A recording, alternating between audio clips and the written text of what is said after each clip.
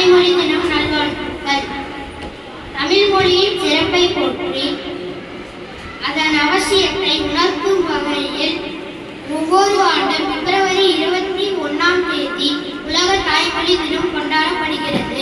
உலக தாய்மொழி தினம் கொண்டாடப்படுவதற்கான காரணங்கள்: ஒவ்வொரு மனிதனுக்கும் தாய்மொழி உண்டு.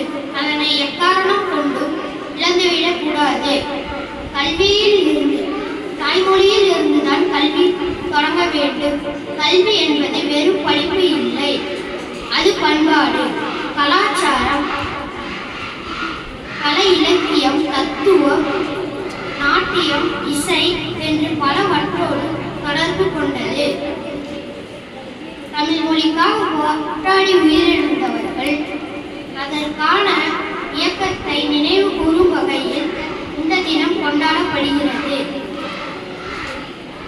உலக தாய்மொழி தினத்தை ஐக்கிய நாடுகள் சபையின் கல்வி, அறிவியல் மற்றும் கலாச்சார அமைப்புகள் UNESCO அறிவித்துள்ளது. நன்றி.